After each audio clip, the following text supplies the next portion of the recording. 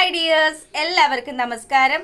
Serial മാനിയ variety സ്റ്റോറീസിന്റെ ഏറ്റവും പുതിയൊരു വീഡിയോയിലേക്ക് എല്ലാവർക്കും സ്വാഗതം കേട്ടോ. അപ്പം ഞാൻ എത്തിയിരിക്കുന്നത് കുടുംബവിളക്ക് സീരിയലിന്റെ ഈ വരുന്ന ഒരാഴ്ചയിലെ സൂപ്പർ ഹിറ്റ് വിശേഷമൊക്കെ ആയിട്ടാണ്. എന്തായാലും നമ്മുടെ കുടുംബവിളക്ക് അവസാന ഭാഗത്തിലേക്ക് അടുത്തുകൊണ്ടിരിക്കുകയാണ്. അപ്പം നേരെ നമുക്ക് ആ കഥയിലേക്ക് പോയാലോ. അങ്ങനെതാ നമ്മുടെ സുമിത്രയും അനിരുദ്ധും കൂടി ജയിലിൽ പോയി പ്രതീഷിനെ കാണാം എന്നുള്ള ആ ഒരു തീരുമാനത്തിലെത്തുകയാണ്.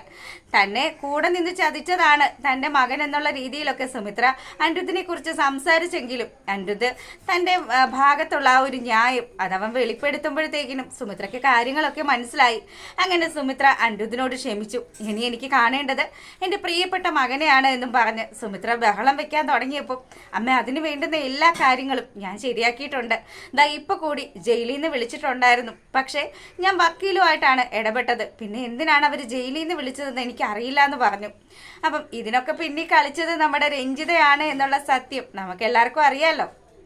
അങ്ങനെ സുമിത്രത നമ്മുടെ അനിരുദ്ധിനെയും കൂട്ടി പ്രതീഷിനെ കാണാനായിട്ട് ചെല്ലുകയാണ്. അപ്പം അവിടെ ചെന്ന പാടെ തന്നെ അവിടെ വേണ്ട അധികൃതരോട് സംസാരിച്ചു. ഞാൻ സുമിത്രയാണെന്നും എനിക്കിവിടെ കാണാനുള്ള അപ്പോയിൻമെൻറ്റ് കിട്ടിയെന്നും പ്രതീഷിനെ കാണാനാണ് വന്നത് എന്നുള്ള കാര്യമൊക്കെ സുമിത്ര പറഞ്ഞു. അപ്പം ഈ സമയത്താണെങ്കിലോ ഞങ്ങൾ പ്രതീഷിനോടൊന്ന് സംസാരിക്കട്ടെ എന്ന് പറഞ്ഞു. അപ്പം വന്നത് ആരാണെന്നുള്ള കാര്യം ആ വാർഡനോട് പ്രതീഷ് ചോദിച്ചു. സുമിത്രയാണ് വന്നതെന്ന് പറഞ്ഞപ്പോൾ ശരിക്കും പറഞ്ഞാൽ നമ്മുടെ രഞ്ജിത പറഞ്ഞു വെച്ചിരിക്കുന്ന കാര്യങ്ങളൊക്കെ സുമിത്രയ്ക്കും അനിരുദ്ധിനും ഒക്കെ എതിരായിട്ടാണല്ലോ. അപ്പം ഈ കാര്യങ്ങളൊക്കെ മനസ്സിലുള്ളത് കൊണ്ട് തന്നെ പ്രതീക്ഷാണെങ്കിൽ സുമിത്രയാണ് വന്നതെങ്കിൽ സുമിത്രയെ കാണാൻ തനിക്ക് താല്പര്യമില്ല എന്ന് പറഞ്ഞു അയക്കുകയാണ്. അപ്പം ആ ഒരു വാർഡൻ വന്നു നമ്മുടെ സുമിത്രയോട് പറയുകയാണ്, പ്രതീഷിന് നിങ്ങൾ രണ്ടുപേരെയും കാണാൻ താല്പര്യമില്ല എന്ന്. ഇത് കേൾക്കുന്ന സുമിത്രയാണെങ്കിലും എനിക്ക് എൻ്റെ മോനെ കണ്ടേ പറ്റുള്ളൂ എന്നുള്ള രീതിയിൽ അവിടെ നിന്ന് വിങ്ങി പൊട്ടുകയാണ്. അപ്പം അനിരുദ്ധ ആശ്വസിപ്പിക്കുന്നുണ്ട്, അമ്മ ഇനിയിപ്പോൾ എന്ത് ചെയ്യാനാ, അവൻ വരാത്ത സ്ഥിതിക്ക് നമ്മൾ എങ്ങനെ അവനെ കാണാനാണ് എന്നൊക്കെ പറഞ്ഞു. അപ്പം പ്രതീഷ് ആണെങ്കിൽ ഈ സമയത്ത് ആ ജയിലിൽ ഇരുന്നു കൊണ്ട് ഓരോ കാര്യങ്ങൾ ആലോചിക്കുകയാണ്. തൻ്റെ അമ്മ തന്നെ എത്രമാത്രം സ്നേഹിച്ചാണ് വളർത്തിയത് എന്നുള്ള കാര്യം, താൻ തൻ്റെ അമ്മയെ പൊന്നുപോലെയാണ് നോക്കിയത് എന്നുള്ള കാര്യമൊക്കെ ഇവനിങ്ങനെ ആലോചിച്ചു. ശരിക്കും പറഞ്ഞാൽ അവന് ശരിക്കും സങ്കടമൊക്കെ ഉണ്ട്. എന്ത് ചെയ്യാനാ, നമ്മുടെ രഞ്ജിത പറഞ്ഞതനുസരിച്ചിട്ടാണ് ഇപ്പം പ്രതീഷ് പ്രവർത്തിച്ചുകൊണ്ടിരിക്കുന്നത്. അങ്ങനെതാ സുമിത്ര അവിടുന്ന് കണ്ണുനീരും കയ്യും ഒക്കെ ആയിട്ട് ആ ജയിലിന് വെളിയിലേക്ക് ഇറങ്ങുന്ന സമയത്ത് നമ്മുടെ രഞ്ജിത അവിടെ വെയിറ്റ് ചെയ്ത് നിൽക്കുകയാണ്. അപ്പം രഞ്ജിതയെ കണ്ടപാടെ തന്നെ പ്രതീഷിന്റെ കാര്യങ്ങളും പറഞ്ഞ് സുമിത്ര അങ്ങ് ചെന്നു. രഞ്ജിത, പ്രതീഷ് ജയിലിലാണ് എന്നുള്ള കാര്യം നീയാണല്ലോ പൂജമോളോട് പറഞ്ഞത്. അപ്പം അതെ, ഞാൻ തന്നെയാണ് പറഞ്ഞത്. സുമിത്രയ്ക്ക് വിഷമമാകുമല്ലോ എന്ന് വിചാരിച്ചിട്ടാണ് ഞാൻ സുമിത്രയോട് കാര്യങ്ങൾ പറയാതിരുന്നത്. പിന്നെ ഇപ്പൊ സുമിത്രയ്ക്ക് പ്രതീഷിനെ കാണാനുള്ള ഒരു അവസരം അതും ഉണ്ടാക്കിയത് ഞാൻ തന്നെയാണെന്നും പറഞ്ഞ് രഞ്ജിത ഇങ്ങനെ കാര്യങ്ങളൊക്കെ വിവരിച്ചു. അപ്പോഴാണ് സുമിത്രയ്ക്കെതിരെ രഞ്ജിത കളിക്കുന്ന ആ ഒരു കളി നമ്മുടെ സുമിത്ര കണ്ടെത്തുന്നത്. നീ മനഃപൂർവ്വം എൻ്റെ മകനെ പറഞ്ഞ് തെറ്റിദ്ധരിപ്പിച്ചതാണ് എന്നുള്ള രീതിയിൽ നമ്മുടെ സുമിത്ര സംസാരിച്ചതും രഞ്ജിതയാണെങ്കിൽ ഒരു കാരണം വെച്ചാലും സുമിത്രേ, നീയും നിന്റെ മക്കളും തമ്മിൽ ഒന്നിക്കാനായിട്ട് ഞാൻ അനുവദിക്കില്ല എന്ന് പറഞ്ഞു. അപ്പം ഏകദേശം രഞ്ജിതയുടെ പ്ലാനും പദ്ധതിയും ഒക്കെ സുമിത്ര മനസ്സിലാക്കി അങ്ങനെ നിൽക്കുമ്പം ഒരു ശക്തിക്കും എന്നെയും എൻ്റെ മക്കളെയും വേർപിരിക്കാൻ സാധിക്കില്ല എന്നുള്ള ആ ഒരു വെല്ലുവിളി രഞ്ജിതയ്ക്ക് നേരെ ഉയർത്തി സുമിത്ര അവിടുന്ന് മാസമായിട്ട് പോവുകയാണ്. ഈ സമയം നമ്മുടെ രഞ്ജിതയാണെങ്കിൽ നീ എന്തൊക്കെ വേണമെങ്കിലും ചെയ്തോ, പക്ഷെ പ്രതീക്ഷ ജയിലിൽ നിന്നും ഇറങ്ങിക്കഴിഞ്ഞാൽ അവൻ എൻ്റെ ആളായിരിക്കുമെന്നും പറഞ്ഞ് ഇങ്ങനെ മനസ്സിൽ വിചാരിച്ചുകൊണ്ട് നിൽക്കുന്നു. അങ്ങനെ വീട്ടിലെത്തിയത് നമ്മുടെ പൂജ ചോദിക്കുന്നുണ്ട്, അമ്മ പ്രതീക്ഷേട്ടനെ പോയി കണ്ടിട്ട് എന്തു പറഞ്ഞു എന്ന് ചോദിച്ചു. മോളെ, പ്രതീഷ് എന്നെയോ അനിരുദ്ധിനെയോ കാണാൻ പോലും കൂട്ടാക്കിയില്ല. എന്ത് ചെയ്യാനാണ്, എൻ്റെ മകൻ ജയിലിലാണ് എന്നുള്ള വിവരങ്ങൾ പോലും ഞാൻ ഇത്രയും വൈകിയല്ലേ അറിഞ്ഞത്. അല്ലായിരുന്നെങ്കിൽ എനിക്ക് അവനെ പോയി കാണാനും അവനെ ആശ്വസിപ്പിക്കാനും ഒക്കെ സാധിച്ചേനെ എന്നൊക്കെ പറഞ്ഞ് നമ്മുടെ സുമിത്ര ഇങ്ങനെ വിഷമിച്ചു. അപ്പം പൂജയാണെങ്കിൽ സാരയില്ലമ്മേ, രഞ്ജിതാൻ്റെ വേണ്ടുന്ന എല്ലാ കാര്യങ്ങളും ചെയ്യുന്നുണ്ട്. പ്രതീക്ഷേട്ടനെ ഉടനെ പുറത്തിറക്കാൻ സാധിക്കുമെന്ന് തന്നെയാണ് രഞ്ജിത പറഞ്ഞത്. അപ്പം രഞ്ജിതയുടെ കളികൾ ഇതിനിടയ്ക്ക് നടക്കുന്ന കാര്യം സുമിത്രയ്ക്ക് ബോധ്യപ്പെട്ടതായതുകൊണ്ട് തന്നെ പൂജയോട്, മോളെ നീ രഞ്ജിതയെ അത്ര കണ്ടങ്ങ് വിശ്വസിക്കുമൊന്നും വേണ്ട. അവൾ നമ്മളാരും വിചാരിക്കുന്നത് പോലെയുള്ള ഒരാളല്ല. അവളുടെ തനി നിറം നീ ഇനി കാണാൻ പോകുന്നതേ ഉള്ളൂ എന്നൊക്കെ പറഞ്ഞ് നമ്മുടെ സുമിത്ര ഇങ്ങനെ ഉപദേശിക്കുമ്പോഴത്തേക്കിനും പൂജയാണെങ്കിൽ അമ്മയ്ക്ക് എന്തൊക്കെയോ ഒരു തെറ്റിദ്ധാരണ ഉള്ളത് കൊണ്ടാണ് അങ്ങനെയൊക്കെ തോന്നുന്നത്. ഇപ്പം തന്നെ പ്രതീക്ഷേട്ടനെ ജയിലിൽ നിന്നും ഇറക്കാൻ വേണ്ടിയിട്ട് രഞ്ജിതാൻറ്റി ഒരുപാട് കാര്യങ്ങളൊക്കെ ചെയ്തു. അമ്മയ്ക്കും അതുപോലെ പ്രതീക്ഷേട്ടനും കൂടി കാണാനുള്ള ഒരു അവസരം കൂടി ഉണ്ടാക്കി തന്നതും രഞ്ജിതാൻറ്റി ആണ് എന്നൊക്കെ പറയുമ്പോൾ നിന്നോട് ഞാൻ ഇനി ഒന്നും പറയുന്നില്ല, ഇനി എല്ലാം വഴിയെ വരട്ടെ, നിനക്കും കാര്യങ്ങളൊക്കെ മനസ്സിലായിക്കോളൂ എന്നും പറഞ്ഞ് സുമിത്ര അവിടെ നിന്ന് പോയി. ഈ സമയത്താണെങ്കിൽ നമ്മുടെ അനന്യക്കാണെങ്കിൽ ഇരുന്നിട്ട് ഇരിക്കപ്പുറതേയില്ല. അനന്യയാണെങ്കിൽ ഇത് അനിരുദ്ധിന്റെ അടുത്ത് പറഞ്ഞു, അതെ പ്രതീക്ഷിന് ജാമ്യം കിട്ടിക്കഴിഞ്ഞാൽ അവൻ ഉറപ്പായിട്ടും ഇവിടെ വരും. ഇവിടെ വന്നു കഴിഞ്ഞാൽ നിങ്ങളുടെ അമ്മ എല്ലാ സത്യങ്ങളും അറിയും. ഇനിയിപ്പോൾ നമ്മൾ എന്ത് ചെയ്യും? സ്വരമോള് നമ്മുടെ മോളല്ല എന്നുള്ള സത്യം നിങ്ങളുടെ അമ്മ തിരിച്ചറിഞ്ഞാൽ അത് പ്രതീക്ഷിന്റെ കൂടെ മാത്രമേ നിങ്ങളുടെ അമ്മ നിൽക്കുകയുള്ളൂ എന്നും പറഞ്ഞ് അനന്യ കയറ് പൊട്ടിക്കാൻ തുടങ്ങുമ്പം അതല്ലേ സത്യം. എന്തായാലും സത്യങ്ങൾ എൻ്റെ അമ്മ തിരിച്ചറിഞ്ഞല്ലേ പറ്റുള്ളൂ. ഇത്രയും നാള് പ്രതീക്ഷ ജയിലിലാണെന്നുള്ള കാര്യം മറച്ചു വെച്ചതുപോലും തെറ്റായി പോയെന്ന് ഇപ്പൊ നിനക്ക് മനസ്സിലായില്ലേ? ഇനി ഞാൻ എന്തായാലും എൻ്റെ അമ്മയുടെ അടുത്ത് സ്വരമോളെ കുറിച്ചുള്ള രഹസ്യം കൂടി എന്നും പറഞ്ഞ് അനിരുദ്ധ് ആ സത്യങ്ങൾ സുമിത്രയോട് വെളിപ്പെടുത്താൻ ഇറങ്ങുന്ന സമയത്ത് നമ്മുടെ അനന്യ പിന്നാലെ പോയി. അനന്യ പോയി അനിരുദ്ധിന്റെ കാൽക്കൽ വീഴുകയാണ്. ദയവ് ചെയ്ത് എന്നോട് അല്പമെങ്കിലും ഒരു സ്നേഹം ഉണ്ടെങ്കിൽ നിങ്ങൾ ഈ സത്യം നിങ്ങളുടെ അമ്മയോട് പറയരുത്. നിങ്ങളുടെ അമ്മ ഈ സത്യങ്ങൾ അറിഞ്ഞു കഴിഞ്ഞാൽ ന്യായത്തിന്റെ ഭാഗത്തെ നിൽക്കുകയുള്ളൂ. അപ്പം അങ്ങനെയൊക്കെ പറയുന്ന ആ ഒരു സമയത്ത് തൻ്റെ ഭാര്യയുടെ കണ്ണുനീരും ഒക്കെ കണ്ടു കഴിഞ്ഞപ്പം അനിരുദ്ധിന്റെ മനസ്സലിഞ്ഞു. അനിരുദ്ധാണെങ്കിൽ ആ ഒരു തീരുമാനത്തിൽ നിന്നും പിൻവാങ്ങുകയാണ്. പക്ഷെ ഇത് അനിരുദ്ധിനൊരു നാശക്കളിയിലേക്കാണ് എന്നുള്ള കാര്യം നമുക്ക് എല്ലാവർക്കും മനസ്സിലാകുന്നത് തന്നെയാണ്. ഇപ്പം എന്താ രഞ്ജിത്ത് അവിടെ ഒരുക്കി വെക്കുന്ന കാര്യങ്ങളും അതുപോലെ തന്നെ പ്രതീഷ് ഇവിടെ ഒരു കള്ളക്കളി നടത്തുന്നതായിട്ടും സുമിത്രയ്ക്ക് ഫീൽ ചെയ്ത് കഴിഞ്ഞു. അതുകൊണ്ട് തന്നെ സുമിത്രയും അനിരുദ്ധും തമ്മിലുള്ള ബന്ധത്തെ തകർക്കാനായിട്ട് അതൊരു കാരണം തന്നെ ആകും. അങ്ങനെ ആ ഒരു സീനൊക്കെ കഴിഞ്ഞു. പിന്നീട് നമ്മുടെ സരസ്വതി അമ്മയാണെങ്കിലും എൻ്റെ പൊന്നു ശീതള എത്രയും പെട്ടെന്ന് ഈ വീട്ടിൽ നിന്നും എനിക്ക് പോകണം. ഇങ്ങനെയുള്ളൊരു സാഹചര്യത്തിലൊന്നും എനിക്ക് ജീവിക്കാൻ പറ്റില്ല. പിന്നെ നിന്റെ ഭർത്താവാണ്, അവനെ നന്നാക്കിയിട്ടേ നീ വരുവുള്ളെന്നാണെങ്കിൽ നീ ഇവിടെ നിന്നോന്നും പറഞ്ഞ് സരസ്വതി അമ്മ കൈ കഴുകി.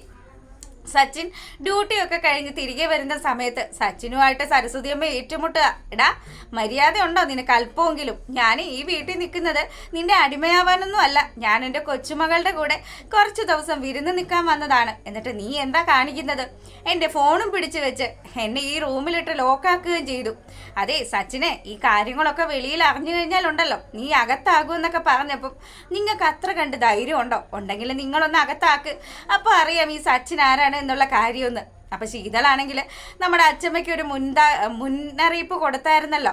സച്ചിൻ്റെ അടുത്ത് ഇടപഴകുമ്പോഴും സച്ചിനോട് വർത്തമാനം പറയുമ്പോഴും ഒരു പൊടിക്ക് ശ്രദ്ധിക്കണമെന്ന്. ഇവൻ്റെ രീതികളും ഇവൻ്റെ ആ ഭാവങ്ങളും ഒക്കെ വെച്ച് സരസ്വതി അമ്മയ്ക്ക് പേടിയായി. സരസ്വതി അമ്മ അങ്ങനെ പേടിച്ച് വിറച്ച് നിൽക്കുകയാണ്. ഈ സമയമാണെങ്കിൽ നമ്മുടെ പ്രതീഷ് ജയിലിൽ നിന്നും ഇറങ്ങുകയാണ്. അപ്പം ഇറങ്ങിയ പാടെ തന്നെ പ്രതീഷ് നേരെ നമ്മുടെ രഞ്ജിതയുടെ അടുത്തേക്ക് ചെന്നു. രഞ്ജിതയോട് പോയി സംസാരിക്കുമ്പോൾ രഞ്ജിത വേണ്ടുന്ന കാര്യങ്ങൾ, പ്രതീഷേ നീ ഇനി എന്തായാലും നിനക്ക് നഷ്ടപ്പെട്ട കാര്യങ്ങളൊക്കെ തിരികെ പിടിക്കണം. അതെ എനിക്കും അത് തന്നെയാണ് വേണ്ടത്. എൻ്റെ ഏട്ടനെന്ന് പറയുന്നവനും എൻ്റെ അമ്മയും ചേർന്ന് എന്നെ ചതിച്ചല്ലോ. ആ ചതിക്ക് മറുചതി ഞാൻ കൊടുത്തിരിക്കുമെന്നൊക്കെ പറഞ്ഞ് പ്രതീഷ് ഇങ്ങനെ രഞ്ജിതയുടെ ആളായിട്ട് സംസാരിക്കുകയാണ്. പക്ഷേ നമ്മുടെ പ്രതീഷ് സത്യങ്ങൾ അറിഞ്ഞു കഴിഞ്ഞാൽ ഉറപ്പായിട്ടും രഞ്ജിതയ്ക്കിട്ട് 2 കൊട്ടും കൊടുത്ത് സുമിത്രയുടെ അടുത്തേക്ക് പോകുക തന്നെ ചെയ്യും. അങ്ങനെ പ്രതീഷ് കാര്യങ്ങളൊക്കെ സംസാരിച്ചു. പ്രതീഷ് അവിടെ നിന്നും നേരെ പോകുന്ന ആ ഒരു സമയം നമ്മളെ കാണിക്കുന്നത് അനന്യയും അതുപോലെ തന്നെ സ്വരമോളും കൂടി സ്കൂളിലൊക്കെ പോയിട്ട് തിരികെ വരികയാണ്. അപ്പോൾ കൊച്ചിനെ കൂട്ടാൻ പോയതാണ് അനന്യ. ഇവരുടെ കാറ് കണ്ടതും പ്രതീക്ഷ കാർ ഒന്ന് തടഞ്ഞു നിർത്തിയതിന് ശേഷം പ്രതീഷിനെ കണ്ട പാടെ നമ്മുടെ അനന്യ അങ്ങ് ഞെട്ടി. അനന്യക്ക് പേടിയായി. ഈശ്വര ഇവൻ കൊച്ചിനെ എങ്ങാനും കൊണ്ടുപോകാൻ വന്നതാണോ എന്നുള്ളൊരു ഭയം. അങ്ങനെ അനന്യ കുഞ്ഞിനെ തൻ്റെ പുറകിൽ ഒളിപ്പിച്ചതിന് ശേഷം പ്രതീഷിനോട് സംസാരിക്കുക. എന്താ പ്രതീക്ഷ, നീ എന്താ വഴി വന്ന് തടഞ്ഞു നിർത്തുന്നത്? നീ എപ്പോൾ ജയിലിൽ നിന്ന് ഇറങ്ങി എന്നുള്ള കാര്യമൊക്കെ ചോദിക്കുമ്പോഴത്തേക്കിനും അതെപ്പോഴെങ്കിലും ആയിക്കോട്ടെ, ഞാൻ ഒരാളെ കാണാൻ വേണ്ടിയാണ് ഈ വഴിയിൽ കാത്തു നിന്നതെന്ന് പറഞ്ഞു. സ്വരമോളയാണ് എന്നുള്ള കാര്യം അനന്യക്ക് മനസ്സിലാകുകയും ചെയ്തു. അനന്യ കൊച്ചിനെ വീണ്ടും തൻ്റെ പുറകിൽ ഒളിപ്പിക്കുമ്പോഴത്തേക്കിനും ആ കുഞ്ഞിനെ ഇങ്ങ് വിട്ടെ, ഞാനൊന്ന് കാണട്ടെ ചേച്ചി എന്നും പറഞ്ഞ് സ്വരമോളുടെ അടുത്ത് പോയി. അങ്കിളിനെ മനസ്സിലായോ എന്ന് ചോദിക്കുകയാണ്. ശരിക്കും പറഞ്ഞാൽ അങ്കിളല്ല അച്ഛനാണ് എന്നുള്ള കാര്യം നമ്മുടെ സ്വരമോൾക്ക് അറിയില്ലല്ലോ. അങ്ങനെ സ്വരമോള് എനിക്ക് അറിയാത്ത രീതിയിൽ, അതായത് സ്വരമോൾക്ക് അറിയാത്ത രീതിയിൽ കുഞ്ഞ് അവിടെ ഇങ്ങനെ നോക്കി നിൽക്കുമ്പോൾ അനിയാണെങ്കിലോ ധർമ്മസങ്കടത്തിൽപ്പെട്ട അവസ്ഥയിലാണ്. അങ്ങനെ അനിനി ഈ കാര്യങ്ങൾ മുഴുവനും വന്ന് നമ്മുടെ അനിരുദ്ധിന്റെ അടുത്ത് പറഞ്ഞു. പ്രതീഷ് ജയിലിൽ നിന്ന് ഇറങ്ങിയിട്ടുണ്ട്. പ്രതീഷും ഞാനും കുഞ്ഞും വരുന്ന സമയത്ത് അവൻ വഴിയിൽ തടഞ്ഞു നിർത്തിയെന്നും കുഞ്ഞിനെ നിർബന്ധിച്ച് കാണാൻ ശ്രമിച്ചു എന്നുള്ള കാര്യവും ഇതൊക്കെ കേട്ട് കഴിയുമ്പോഴത്തേക്കിനും എനിക്ക് ഇപ്പം പേടിയുണ്ട് അനന്യ. നമ്മൾ വിചാരിക്കുന്നത് പോലെ സ്വരമോളെ അവൻ സ്വന്തമാക്കുക തന്നെ ചെയ്യും. അവൻ ആ കുഞ്ഞിനെ തിരിച്ചു ചോദിച്ചാൽ പിന്നെ നമ്മൾ എന്ത് ചെയ്യാനാ? അവൻ എന്തിനാണ് ഞങ്ങളോടൊക്കെ ഇത്ര ദേഷ്യം കാണിക്കുന്നതെന്ന് മാത്രം എനിക്ക് മനസ്സിലാവുന്നില്ല എന്നും പറഞ്ഞ് അനിരുദ്ധ അനന്യയോട് സങ്കടപ്പെട്ടിങ്ങനെ ഇരിക്കുമ്പോഴത്തേക്കിനും അനന്യ പറയാണ്, എൻ്റെ മോൾ എൻ്റെ കൈവിട്ട് പോയി കഴിഞ്ഞാൽ അനിരുദ്ധ പിന്നെ ഞാൻ ഉണ്ടാവില്ല എന്ന് പറഞ്ഞ് അങ്ങനെ അവൾ ഒരു ഉറച്ച തീരുമാനത്തിൽ നിൽക്കുന്നു.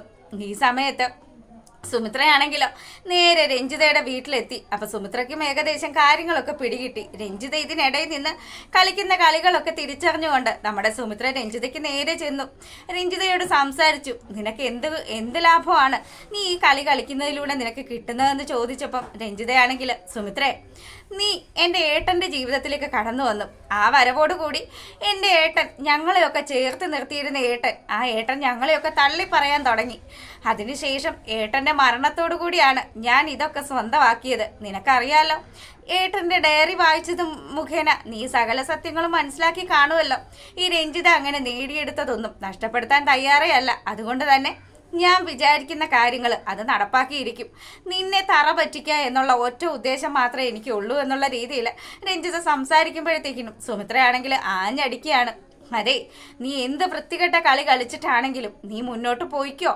പക്ഷെ നിന്നെ പൂട്ടാനുള്ള പൂട്ട് അത് എൻ്റെ പക്കലുണ്ട്. അപ്പം നമ്മുടെ രോഹിത് ഒരുക്കി വെച്ചിരിക്കുന്ന എന്തോ ഒരു രഹസ്യം നമ്മുടെ സുമിത്രയുടെ കൈവശം കിട്ടിയിട്ടുണ്ട്. അങ്ങനെ സുമിത്ര ആ ഒരു രേഖ വെച്ചിട്ടാണ് ഈ കളി മുഴുവൻ കളിക്കുന്നത്. അത് മാത്രമല്ല, പൂജയ്ക്ക് 25 വയസ്സാകുന്ന ദിവസം എല്ലാ സ്വത്തുക്കളും രോഹിത്തിന്റെ ഇത്ര നാളത്തെ സമ്പാദ്യങ്ങൾ ഉൾപ്പെടെ അത് പൂജയ്ക്ക് തന്നെ വന്നു ചേരും എന്നുള്ള ആ ഒരു രഹസ്യം അത് സുമിത്ര മനസ്സിലാക്കി കഴിഞ്ഞു. ഇതൊക്കെ വെച്ചുകൊണ്ട് രഞ്ജിതയെ തകർക്കാൻ സുമിത്രയ്ക്ക് നിഷ്പ്രയാസം സാധിക്കുകയും ചെയ്യും. അപ്പം ഇതിന്റെയൊക്കെ വെളിച്ചത്തിൽ സുമിത്ര ഇങ്ങനെ സംസാരിക്കുമ്പോൾ കഥയൊന്നും അറിയാതെ നമ്മുടെ രഞ്ജിതയാണെങ്കിലും പങ്കജിനെയും പൂജയും കൊണ്ട് കല്യാണം നടത്താമെന്നും അതുപോലെ തന്നെ പ്രതീഷിനെ സുമിത്രക്കെതിരെ ഇളക്കി വിടാമെന്നും ഉള്ള കാര്യങ്ങളൊക്കെ ആലോചിച്ച് അങ്ങനെ മനക്കോട്ട കെട്ടി നിൽക്കുകയാണ്. ഈ സമയത്ത് പ്രതീഷ് രണ്ടും കൽപ്പിച്ച് നമ്മുടെ ശ്രീനിലയത്തിൽ എത്തുകയാണ്. ശ്രീനിലയത്തിൽ വന്ന പ്രതീഷിനെ കണ്ട് ആദ്യം നമ്മുടെ അനിരുദ്ധ നമ്പരുന്നെങ്കിലും അനിരുദ്ധ് വാട നീ വാന്നും പറഞ്ഞ് അവനെ സ്വീകരിച്ച് അകത്തോട്ട് കൊണ്ടുവരുമ്പം എനിക്ക് നിങ്ങളുടെ ആരുടെയും അനുവാദം വേണ്ട, ഇതേ എൻ്റെ അച്ഛൻ പണി കഴിപ്പിച്ച എൻ്റെ അച്ഛൻ പണി കഴിപ്പിച്ച വീടാണെന്ന് പറഞ്ഞ് സർവ്വ സ്വാതന്ത്ര്യവും എടുത്തുകൊണ്ട് നമ്മുടെ പ്രതീഷ് ശ്രീനിലയത്തിന്റെ പടി കടന്നു വന്നു. സുമിത്രയാണെങ്കിലോ തൻ്റെ മകനെ കണ്ട സന്തോഷത്തിൽ അവനെ ഒന്ന് ചേർത്ത് പിടിക്കാനും അവനോട് സങ്കടങ്ങളൊക്കെ പങ്കുവെക്കാനും ഓടി അങ്ങ് ചെല്ലുന്ന സമയത്ത് തൊട്ടുപോകരുത് എന്നും പറഞ്ഞ് സുമിത്രയെ ആട്ടി അകറ്റുകയാണ് പ്രതീഷ്. അപ്പൊ പ്രതീഷ് ഇങ്ങനെയൊക്കെ ചിന്തിക്കുന്നത് പ്രതീഷിന് രഞ്ജിത പറഞ്ഞു കൊടുത്തതനുസരിച്ച് തന്നെയാണെന്ന് സുമിത്രയ്ക്കൊരു നിശ്ചയമുണ്ട്. അതിൻ്റെ പേരിൽ നമ്മുടെ പ്രതീഷ് ഇങ്ങനെ മോശമായിട്ടൊക്കെ പെരുമാറുമ്പം ഈ വീട്ടിൽ ഞാൻ ഏറ്റവും അധികം സ്നേഹിക്കുന്ന എൻ്റേതായിട്ടുള്ള ഒരു നിധിയുണ്ട്, അത് കൊണ്ടുപോകാനാണ് ഞാൻ വന്നതെന്ന് പറഞ്ഞതും അനന്യയും അനിരുദ്ധും തങ്ങളി നോക്കി. അപ്പം തൻ്റെ സ്വരമോളെ തട്ടിക്കൊണ്ടു പോകാൻ വന്ന ഒരു ദുഷ്ടനെ പോലെ പ്രതീഷ് ഇങ്ങനെ നിൽക്കുമ്പോഴത്തേക്കിനും അനന്യയാണെങ്കിൽ കരയാൻ തുടങ്ങുകയാണ്. എന്തു ചെയ്യും, താൻ ഇത്രയും കാലം സ്വന്തം കുഞ്ഞായിട്ട് വളർത്തിയ സ്വരമോളെ തിരികെ കൊടുക്കേണ്ടി വരുമോ എന്ന ഭയത്തിൽ നമ്മുടെ അനന്യ നിൽക്കുന്നതും അതുപോലെ നഷ്ടപ്പെട്ടു പോയ മകനെ തൻ്റെ ആ ഒരു പ്രതീക്ഷനെ തിരികെ തനിക്ക് ലഭിക്കുമോ എന്നുള്ള ടെൻഷനിൽ സുമിത്രയും നിൽക്കുന്നതായിട്ട് കാണിച്ചുകൊണ്ടാണ് നമ്മുടെ കുടുംബവിളക്കിൻ്റെ അടുത്ത ആഴ്ചത്തെ ആ ഒരു കഥ വന്നിട്ടുള്ളത്. അപ്പം എപ്പോഴും പറയുന്നത് പോലെ നിങ്ങൾക്ക് ഇഷ്ടപ്പെട്ട് കഴിഞ്ഞാൽ സബ്സ്ക്രൈബ് ചെയ്യാൻ മറക്കരുത് കേട്ടോ. അപ്പം എല്ലാവർക്കും നല്ലൊരു സൺഡേ ഒക്കെ ആശംസിച്ചുകൊണ്ട് വീഡിയോ വൈൻഡപ്പ് ചെയ്യാണ്. താങ്ക്